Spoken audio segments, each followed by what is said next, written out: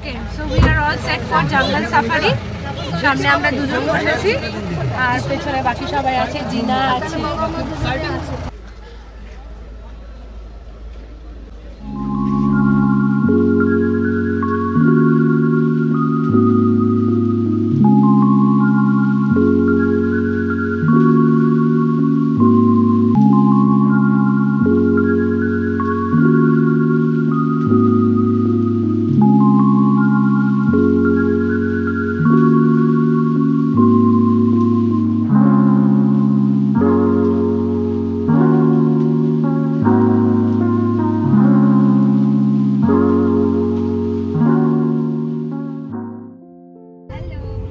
নমস্কার, house of টেলসের নতুন বেড়ানোর গল্পে সকলকে অনেক স্বাগত।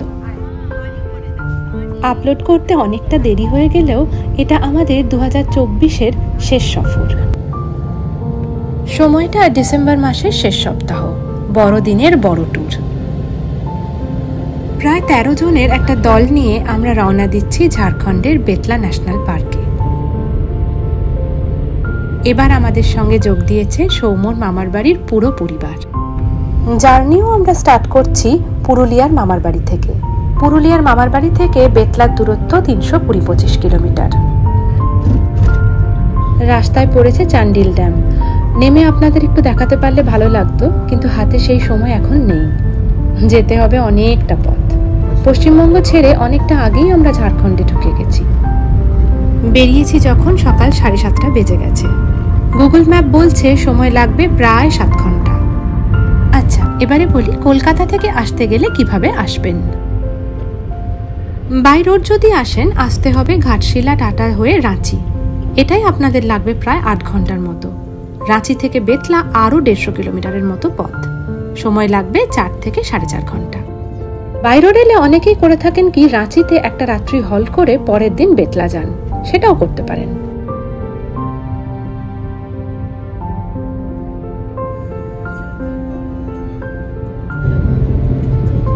রাঁচির কথা বলতে বলতে এখন দেখুন রাঁচিই পেরোচ্ছি।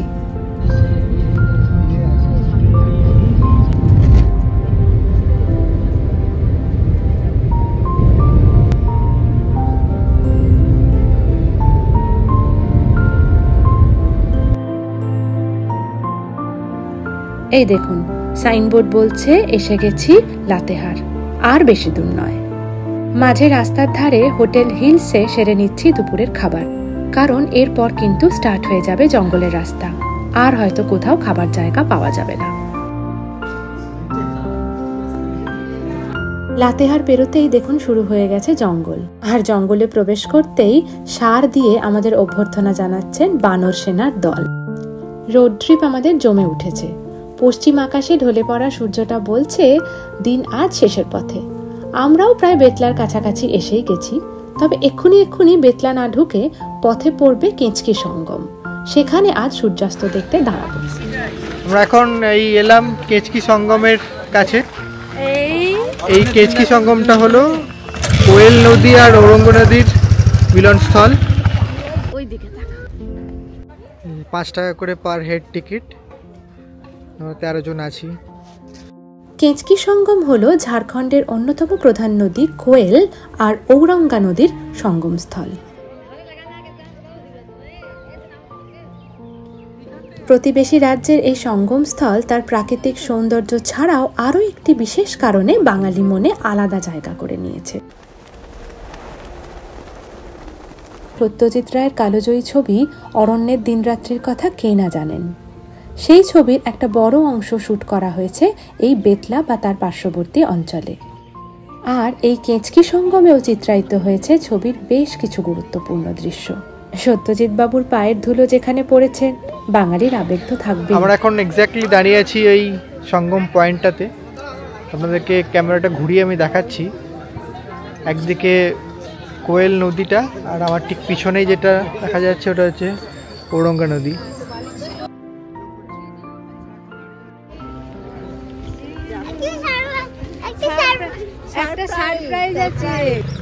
এই যে পিছনের নদীটা, এটাই হচ্ছে কোয়েল নদী।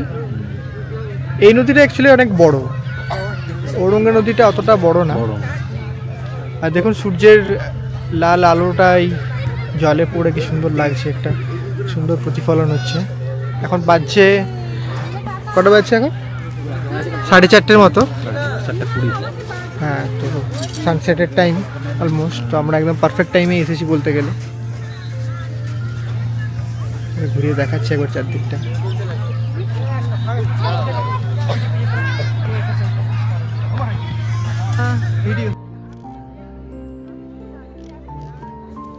অপূর্ব লাগছে চারপাশটা, শান্ত নীরব।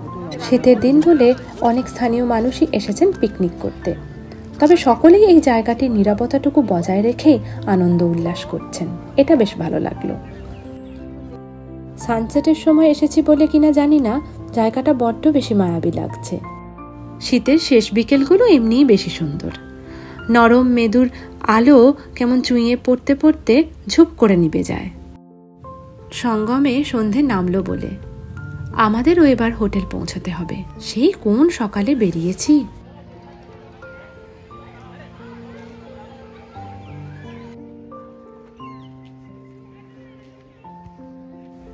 যেতে যেতে আরেকটা জিনিস দেখাই। অরণ্যের দিনরাত্রি সিনেমার শুটিং করার সময় বন দপ্তরের এই বাংলোটিতেই ছিলেন সত্যজিৎ রায়, সৌমিত্র চট্টোপাধ্যায়, রবি ঘোষ, শর্মিলা ঠাকুর, সিমি গারওয়াল প্রমুখ প্রথিতযশা শিল্পীরা। এই পিছনের গেস্ট হাউসটা, এটাই হলো ওই অরণ্যের দিনরাত্রিতে 4 বন্ধুতে গেস্ট রুমে ছিল সেই গেস্ট হাউস।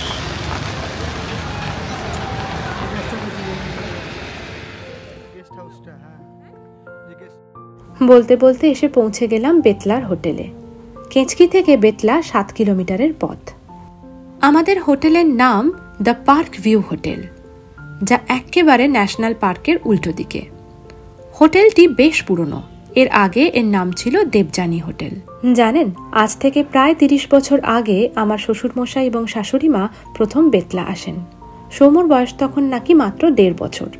সেবারও তারা এই হোটেলেই উঠেছিলেন। তখন অবশ্য নাম দেবযানী ছিল। এখানে আমরা একটা ডরমেটরি আর ডাবল বেডেড রুম নিয়েছি। প্রথমে দেখাই ডাবল বেডেড রুমটা। এই রুমটা গ্রাউন্ড ফ্লোরে। খুবই সাধারণ মানের একটা রুম। একটা খাট, 2টো চেয়ার, টি টেবিল ছাড়া আর কিছুই নেই তেমন। বাথরুমটা পরিষ্কার পরিচ্ছন্ন, আর এদিকে ছোট্ট একটা ব্যালকনি। এই ঘরটায় থাকবো আমি, সৌম্য আর জিনা। আর এটা হলো আমাদের ডরমেটরি। এখানে থাকবেন বাকি সকলে। সার দিয়ে লম্বা লম্বা বিছানা, বেশ মজা কিন্তু। এই ঘরে একসঙ্গে 10 জন থাকতে পারেন। আর এই ডরমেটরির 1 রাতের ভাড়া 10,000 টাকা।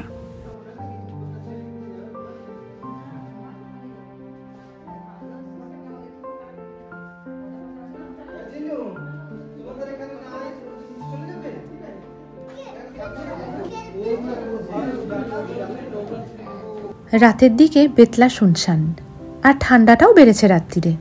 আসার পর থেকে আড্ডা দিয়ে গল্পগুজব করে দিব্যি সময় কাটলো আমাদের। কাল সকাল থেকে শুরু হবে ঘোরাঘুরি। তাহলে শুভরাত্রি, দেখা হচ্ছে কাল সকালে। Good morning from Betla.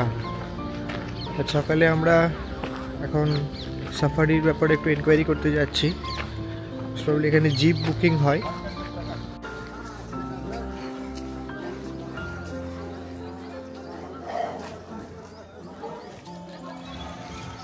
আচ্ছা, আমি এখন দাঁড়িয়ে আছি এই বুকিং সেন্টারের সামনে। এই ন্যাশনাল পার্কের গেটটার অনেকটা পিছনের দিকে।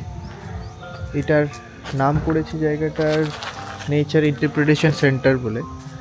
তো এই এরিয়াতে এখানেই এরা বুকিং কাউন্টারটা করেছে। ন্যাশনাল পার্ক গেটটার থেকে অনেকটাই পিছনের দিকে আসতে হবে। একটা রোড দিয়ে আসা যায়, আর একটা জঙ্গলের ভিতরের দিয়েও রাস্তা আছে। এই যে এইটা আমরা কথা বললাম যে জিপ সাফারি যে টাইমে আসবে সেই টাইমেই বুক করতে হবে। মানে এখন যদি বুক করি তো এখনই আমাদের যেতে হবে, এবং প্রি রিজার্ভ কিছু করা যাবে না।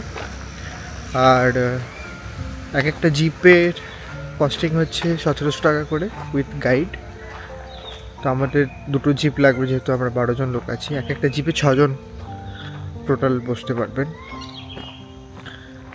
তো এদের সাফারির টাইমিং হচ্ছে সকাল 6টা থেকে 10টা মর্নিং টাইমে, আর ইভিনিং টাইমে হচ্ছে বেলা 2টো থেকে 5টা। তো আমরা মর্নিংটাই করতে চাইছি আসলে, কারণ তো দেখা যাক কি হয়। আর এই জঙ্গলের ভিতর দিয়ে এই পাথওয়েটা কিন্তু খুব সুন্দর দেখায় যদি আপনাদের। দেখুন চারদিকে পাখি ডাকছে, ওই কতগুলো হাতিও দেখা যাচ্ছে।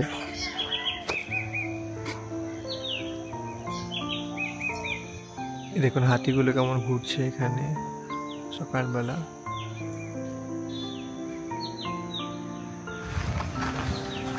হ্যালো এগেন, আমরা এই ব্রেকফাস্ট করে হোটেল থেকে বেরোলাম। অ্যাকচুয়ালি হোটেলে তো ব্রেকফাস্ট হয় না।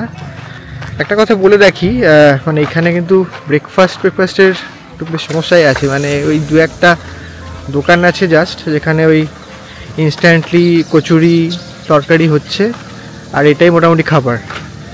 সেটা আমরা সকালে উঠে একটু ব্রেডের খোঁজ করছিলাম, তো এখানে দোকান। যাই হোক, আমরা এখন জঙ্গল সাফারির দিকে যাচ্ছি। সকালে যেমন জানালাম যে 9টার সময় আমরা চেষ্টা করব সাফারিটা বুক করার, তো সেই দিকেই আমরা যাচ্ছি এখন। কত বাঁদর এখানে। হ্যাঁ, চারদিকে খালি বাঁদর ঘুরে বেড়াচ্ছে, দেখতে পাচ্ছেন কিনা জানি না ক্যামেরাতে। তো যেটা বলছিলাম যে দোকানঘাট দেখুন, এইখানে এই কটাই লিমিটেড দোকান কিন্তু।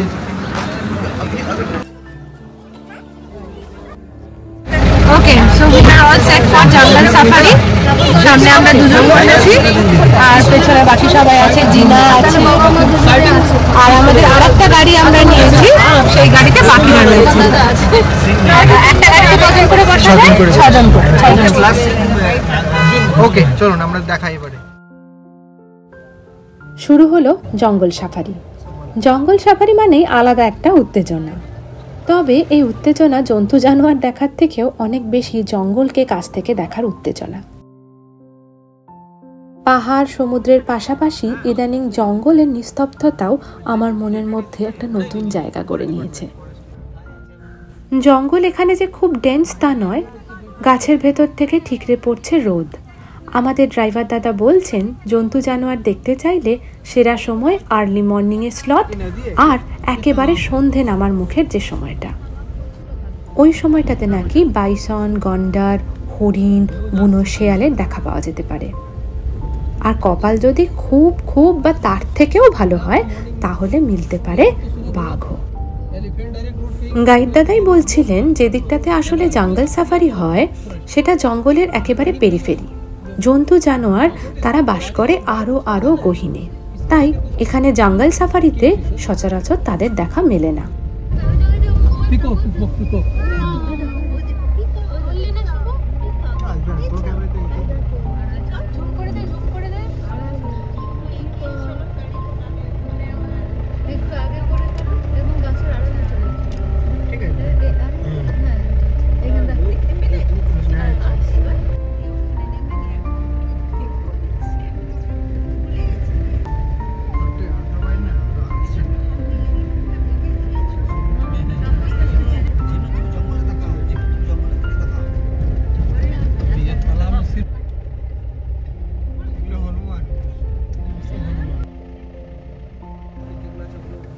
দু চারটে হরিণ, একটা হায়নার ছানা, একটা ময়ূর আর এক পা লাল মুখো বাঁদর ছাড়া আমরা আর কোনো কিছুই দেখতে পেলাম না।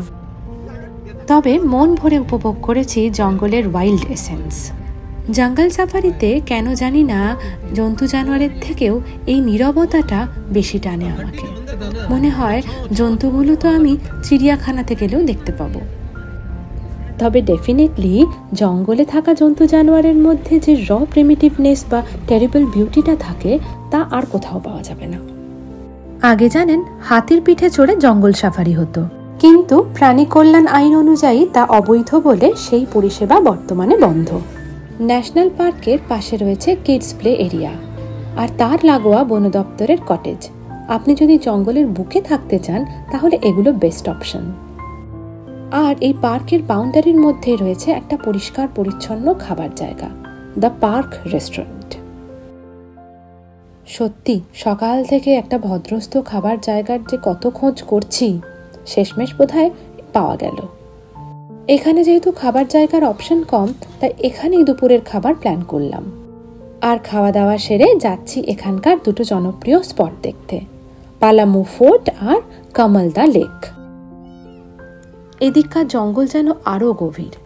আমাদের পথ দেখানোর জন্য সাথে আছেন এক গাইড দাদা, যিনি সকালে জঙ্গল সাফারিতে আমাদের সঙ্গে ছিলেন। প্রথমে যাচ্ছি কমলদা তালাব। তালাব মানে হলো লেক।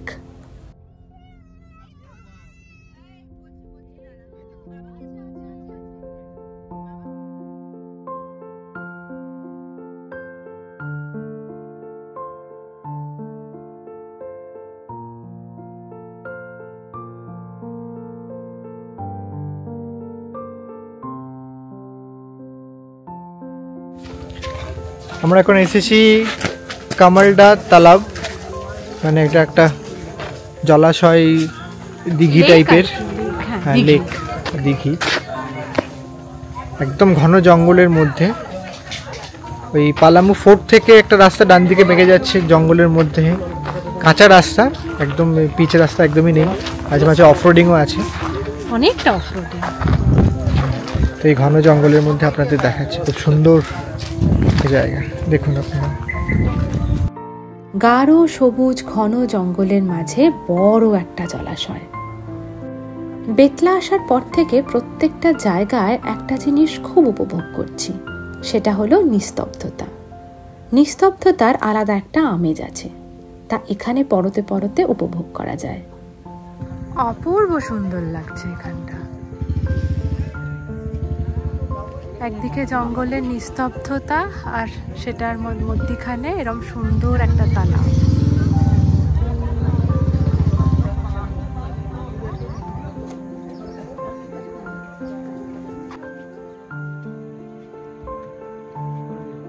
ওয়াচ টাওয়ারের উপরেও সুন্দর একটা প্যানোরামিক ভিউ পাওয়া যায়, যেদিকে তাকাবেন শুধু সবুজ আর সবুজ।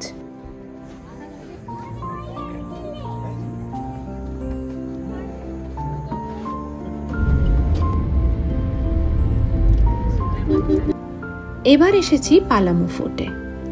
বেতলা ন্যাশনাল পার্ক থেকে 3 কিলোমিটার দূরত্বে দুটি ফোর্ট আছে, পুরানা কিলা আর নতুন কিলা। নতুন কিলা, তার মধ্যে পাহাড়ের উপর অনেকটা ট্রেক করে যেতে হয়, আর সেটির অবস্থা এতটাই খারাপ যে ঘুরে দেখা যায় না। তাই আমরা শুধু পুরাতন কিলাটাই দেখব।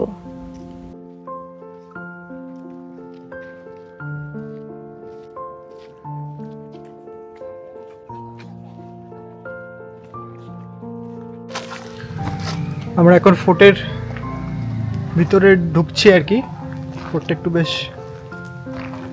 মেনটেনেন্স একদমই নেই, তো রাস্তাঘাট খুবই পাথরে আর এবড়ো খেবড়ো, খুব সাবধানেই আসতে হবে এখানে।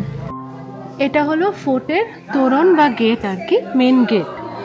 আর এই মেন প্রবেশদ্বারটি যেভাবে আর্কিটেকচারটা যেভাবে বানানো, এটার একটা নাম আছে, এটার নাম হলো নাগপুরি গেট।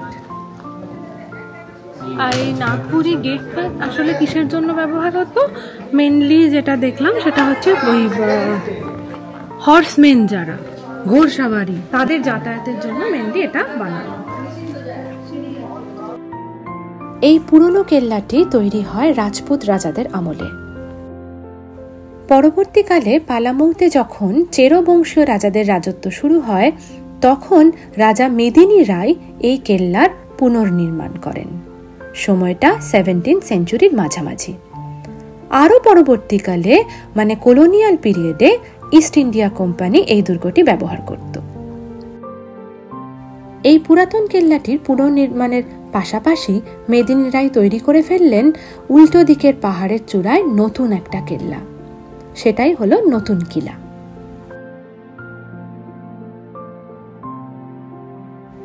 পুরনো কেল্লাটা অনেক বড় আর বেশিরভাগটাই পরিণত হয়েছে ধ্বংসস্তূপে।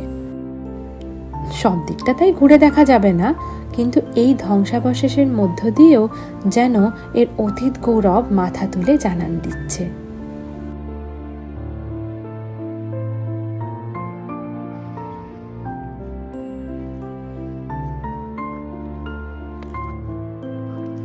ইতিউতি ধ্বংসাবশেষ পার করে এগিয়ে চলেছি আমরা। খারাপ লাগছে এত গৌরবময় অধ্যায়ের এতটুকু রক্ষণাবেক্ষণ হয়নি দেখে। আমাদের গাইড দাদা বলছিলেন এরকম ধ্বংসাবশেষের চিহ্ন ধরে ধরে হাঁটলে পৌঁছে যাওয়া যায় ঔরঙ্গা নদীর পার অব্দি।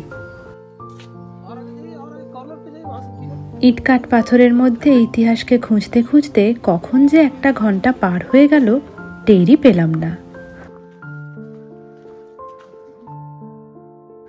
মোবাইলে নেটওয়ার্ক অব্দি নেই দেখুন।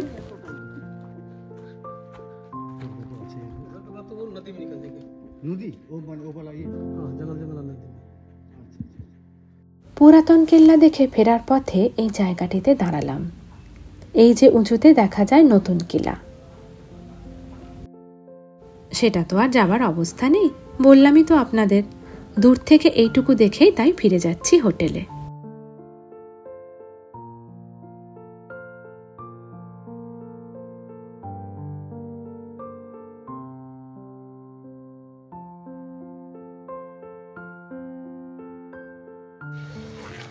এখন ওই 8:30 মতো বাজছে সন্ধেবেলা।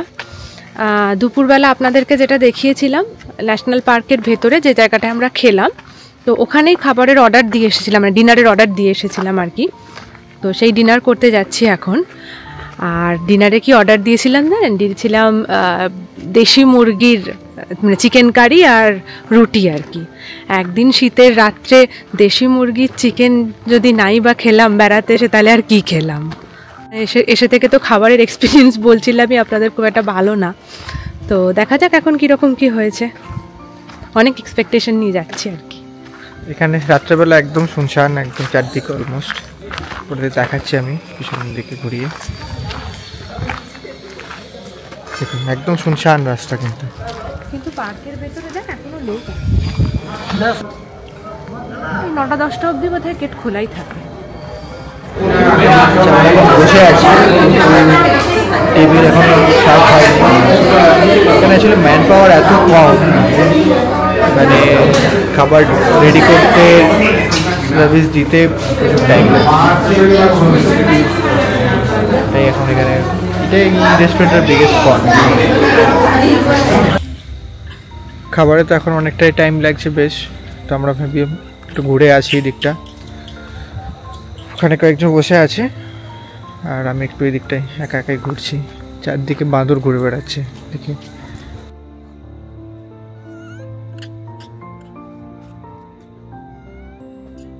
আপনাদের ট্রি হাউসগুলো দেখাচ্ছি, এই সাইডে আছে। এই দেখুন,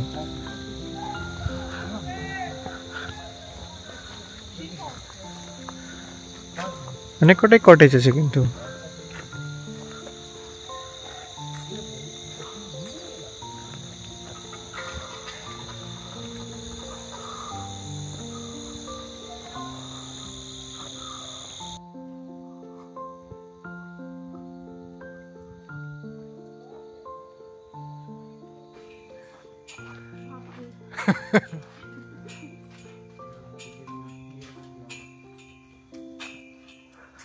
ভুতুরে বাড়ি।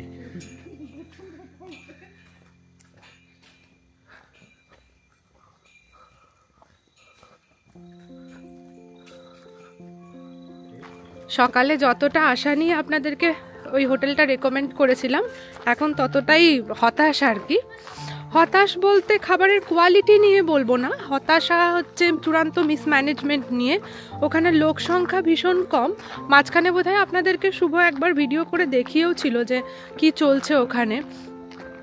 দুপুরে আমরা অর্ডার দিয়েছিলাম, তো সেই অর্ডার নেওয়া বা সেই হিসেব রাখার তো কোনো মাথামুন্ডু নেই।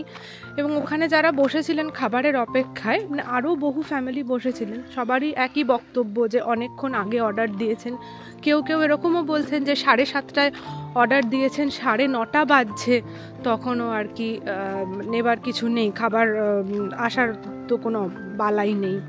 দুপুরের খাবারটা তো অনেক ঠিকঠাক টাইমে পেয়েছিলাম আমরা, বেশিক্ষণ। আমরা সবাই ফ্যামিলি নিয়ে গেছি, বাচ্চা রয়েছে সঙ্গে, বয়স্ক মানুষ রয়েছেন সঙ্গে, তো সেটা বেশ অসুবিধাজনক।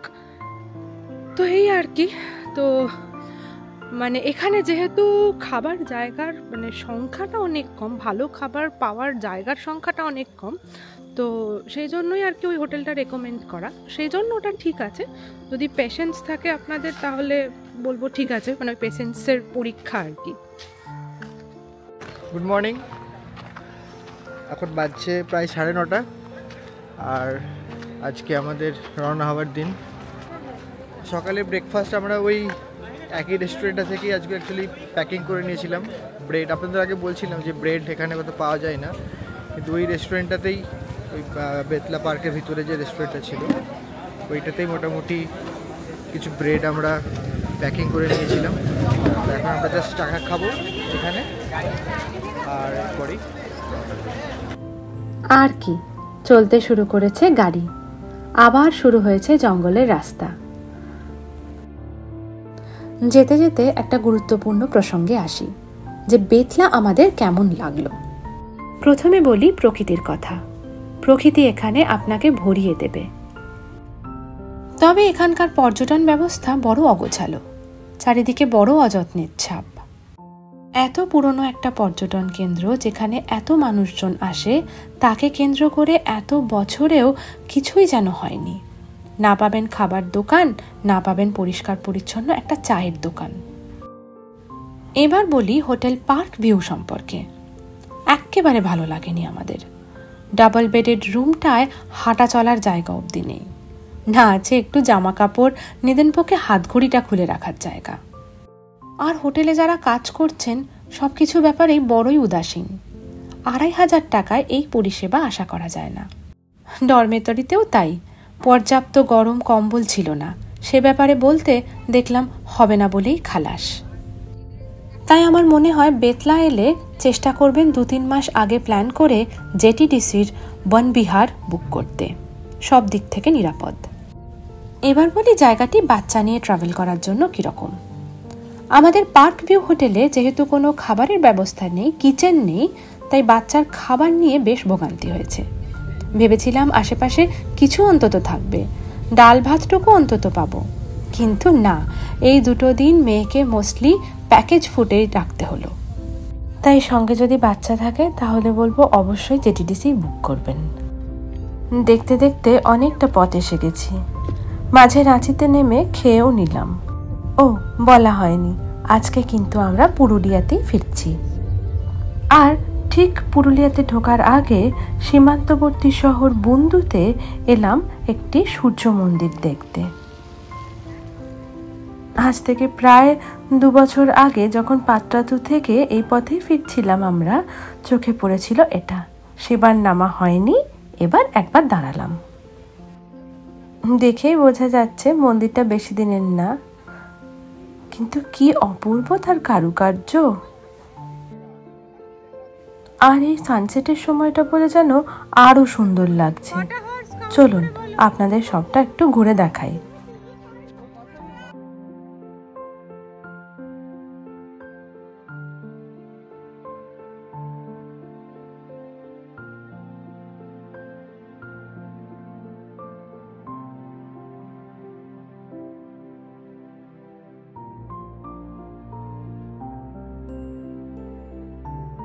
এই সূর্য মন্দিরটি দর্শন করেই হাউস অফ টেলসের রথের চাকা এবছরের মতো থামলো।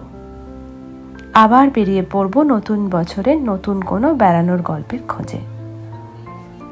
আমাদের সবার সাথে ঘুরে বেড়াতে আপনাদের কেমন লাগলো তা অবশ্যই জানাবেন। এই ভিডিওটি যদি ভালো লেগে থাকে ভিডিওটিতে লাইক করবেন, কমেন্ট করবেন আর আমার ছোট্ট চ্যানেলটিকে সাবস্ক্রাইব করবেন। ভালো থাকবেন, টাটা।